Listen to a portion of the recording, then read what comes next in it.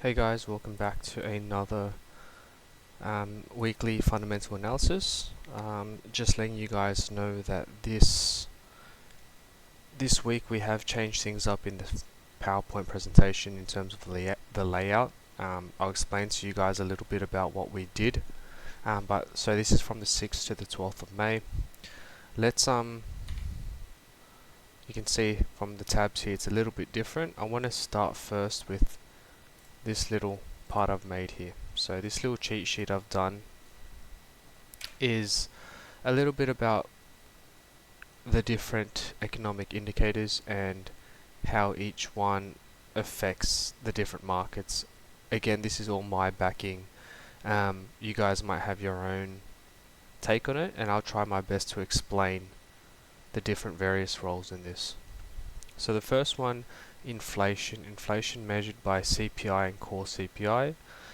So CPI being consumer price index, and that's just a basket of normal goods and services, and it's used to track inflation. So the higher the goods and services is from one period of time to the next, the more or the higher inflation. So with inflation, what ends up happening is the strength of the currency of the inflated market will typically increase, and the rationale for it is if there's high CPIs, high inflation, there usually will be higher rates,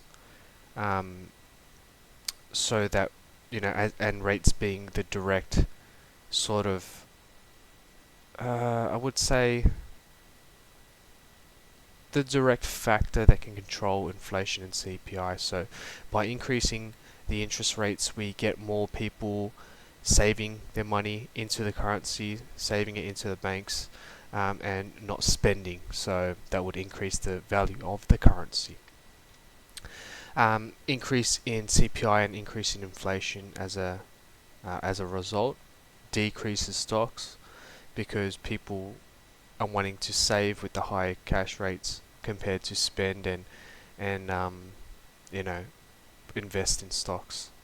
High inflation usually will be higher oil prices as well, as oil is a commodity um, that will also increase in value of the market. And last one would be gold and silver. So they would typically increase if there's this concept of stagflation that's involved, where we have sticky inflation and a stagnant market in terms of economic data. Interest rates would be directly related to controlling and curbing inflation, so it'll be the exact same as the top. I put here a decrease in silver in the sense that if the stagflation scenario doesn't play out, then silver would be going down as a result. Moving more on to economic data. So economic data being measured, it's measured by a lot of variables and factors, but the main ones that I'm going to be tracking is GDP, gross domestic production, the services PMI, the manufacturing PMI, and retail sales. So you got other things like PPI, things like that, which measure economic data, but these are the sets that I'm going to use for my tracking. If all of these increase, they basically reflect an increase in the economy, and a better economy is a stronger currency, more attractive currency. A stronger economy means more activity, so more than likely an increase in stocks. More economic activity means more production equals increase in the commodity oil, and more economic activity means less conservative measure, so a decrease in gold and a potentially decrease in silver if it follows gold. However, silver is a commodity that's used in production as well, so that may increase, just to differentiate the two. Moving into employment data, split into employment change and unemployment rates. More employment means more economic. Same thing as economic data. More employment, more stimulating in the economy, We have things increase like currency, stocks, oils, and decreasing gold and silver as a safe haven currency. And last one is just to add in bond yields. If there's higher bond yields, means it's more of a risk off environment, means increase in currency, decrease in stocks, decrease in you could say decrease in gold and silver, but typically it's not related to bond yields. It might actually increase as gold is a safe haven currency. So that's my little cheat sheet. I'm going to use that to reflect and justify my bias with my fundamentals. But let's move on to how I'm structuring my analysis now. So we'll start with COT. COT data. We had previously we saw a slight bearish change.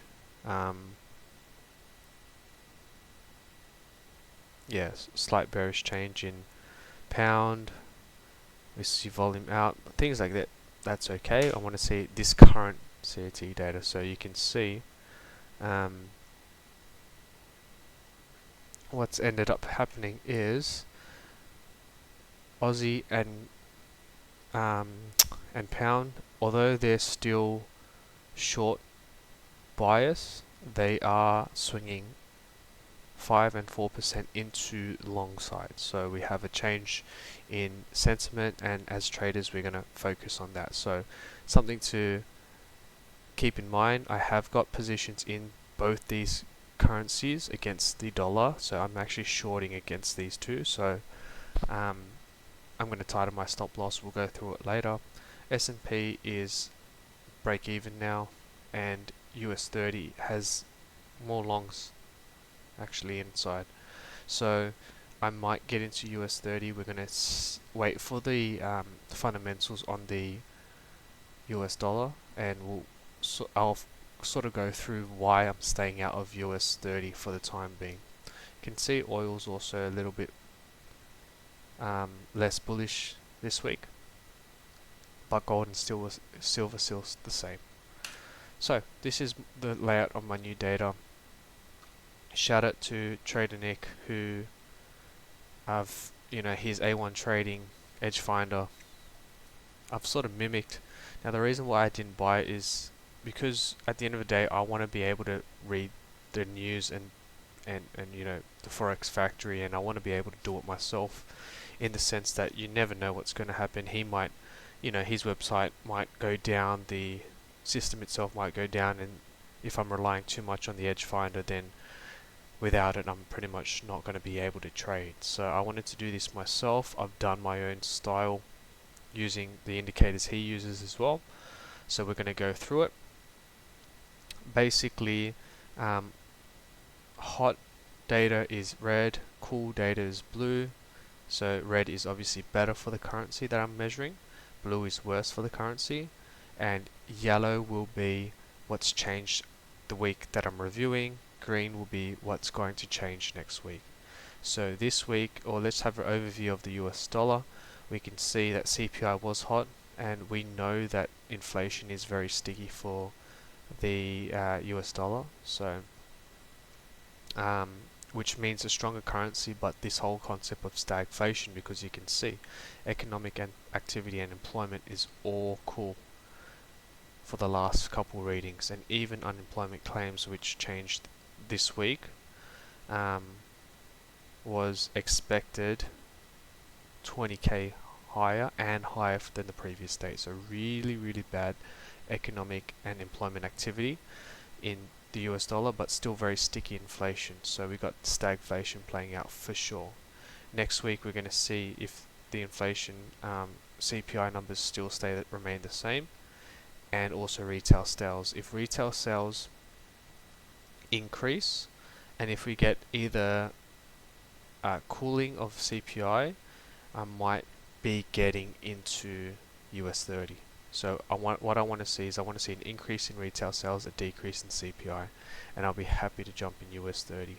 It means we're getting more economic activity, and it means we're getting less inflation, mean more stimulation of the economy, more of an attempt to get into stocks, get into buying and whatnot. So something to look out on this week. Aussie, same deal. Red is good. We see two good economic or two good data sets. The CPI was higher and the PMI manufacturing was higher. Still under 50 though. The cash rates never changed for Aussie, and we'll go later through Forex Factory and the actual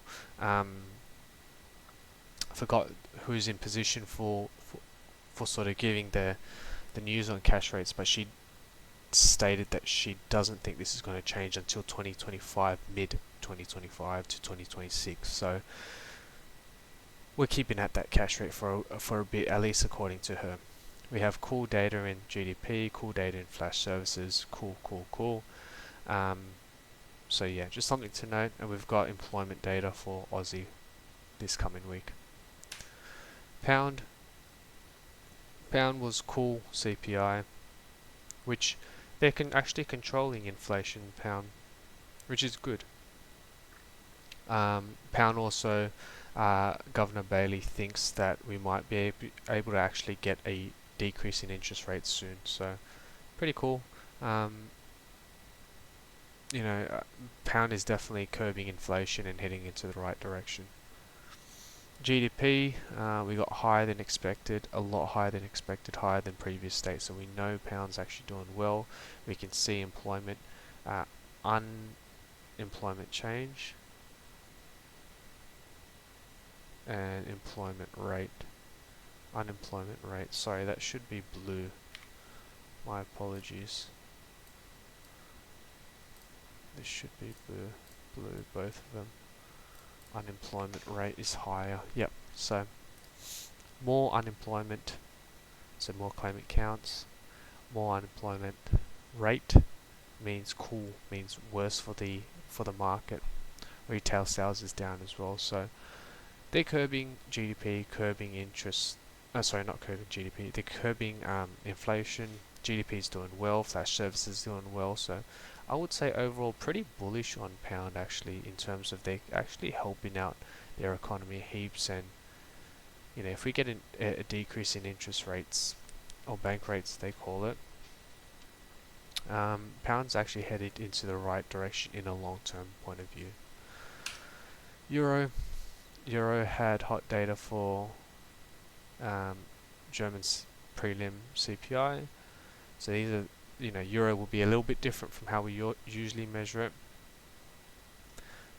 This is German and this is French. We don't have expected. I didn't put expected here for Euro, but hot data from last week, hot data, hot sales. So Euro is doing pretty good actually. But we're leaving this one alone for the time being. And yen is just, it really isn't doing too well. Yen, cool CPI. They finally increased interest rates, but it really did nothing for the yen. Had an increase in manufacturing PMI, but a decrease in retail sales by quite a big margin. So yen, we're shorting yen for quite a bit, I reckon. So current week's data, we had USD down here, University of Michigan consumer sentiment. So basically how much the consumer, when surveyed, was more likely to spend and whatnot. You can see it's decreased from forecasted decrease from last month.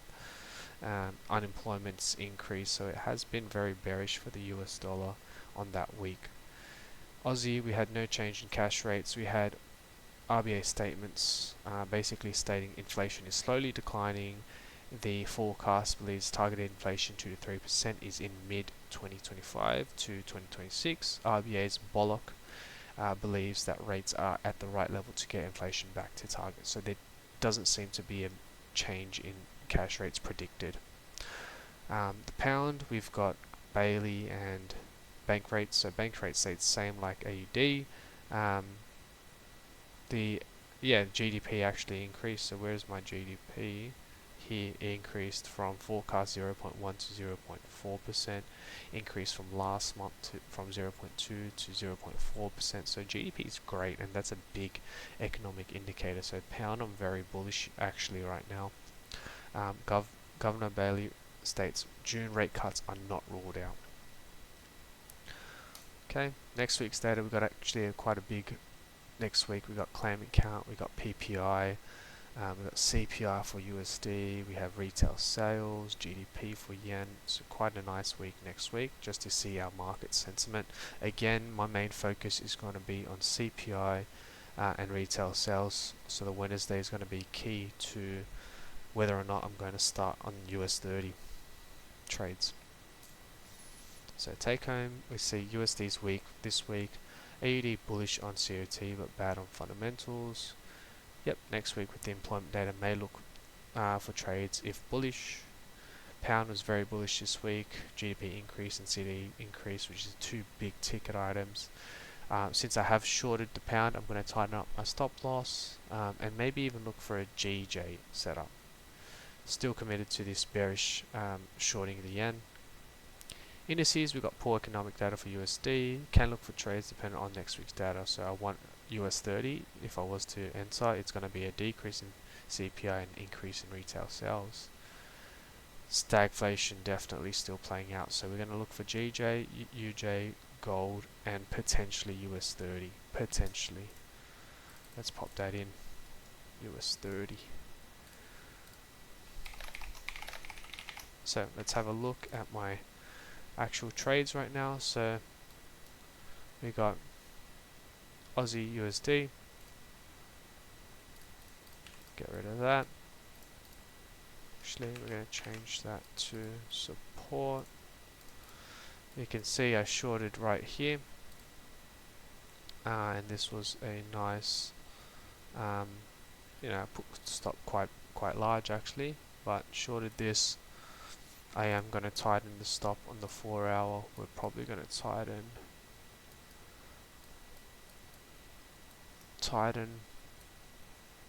Yeah, I'll probably tighten around here.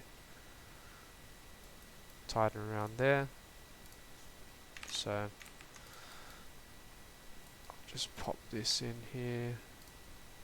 Tighten that stop there. Yep, that should be good. So we'll tighten that. GU, same deal. We had this nice rejection week. We had it on a beautiful support area, multiple touches. So we shorted that. I am going to tighten this stop quite a bit into here. So if it takes me out, it takes me out, whatever. But that should put my risk at around 0.8. Yeah, 0.8. How many pips is that? 87. Yeah, around 0.8% risk. Yeah, this GU is just looking quite bullish, so we'll tighten our stop. Still looking to short though, which is fine. So the other commodities I'm going to look at, GJ here, we can see we've got this channel going on. Perfect channel going on there. That's actually really nice price action. So if we can get back to this area of support there, we might get in. We may get in if we can get back to this area of support. Yeah, so I'm hoping, well not hoping, but I'll wait for price to touch here, potentially. If he gets through here and come back up, pop stops here, more than likely, or maybe even here if it pulls back around there, but we'll see. So that's one trade, GJ I'm looking at. UJ is probably a better trade, to be honest. This is a nice support here. It's got picked up, so I'm looking to enter through here, which is a nice sort of area of liquidity. Price also bounced up from here, so what I'm looking for is drop in through here and a spike up. Again, dependent on where it, if it really rejects here, then we can pop our stops here, or if it goes deep here, we can pop our stops below here. Okay, so that's another trade there. US 30, like I said, I'll depend it on Wednesday. But this is a very nice daily support here. So this is going to be no 4 hour. 4 hour would be too deep, so I'm just going to wait for daily support. Take that. And then last one, my stagflation concept on gold. We're going to look to get in this resistance area, hopefully turn support. You can see that rejection here, got a lot of activity here, so what I'm hoping for is price to tick here. We can take that up. Again, if it rejects and ends up here, I might take stop loss there, but if it goes deep here, I'll take stop loss down here. So yeah, that's about it for this week, guys. Hope that's been informative. I'm just going to keep working on presenting, teaching. I will get better week by week with my trading results, and hopefully you guys can learn something when you watch this video, once I'm actually profitable. Alright, see you guys.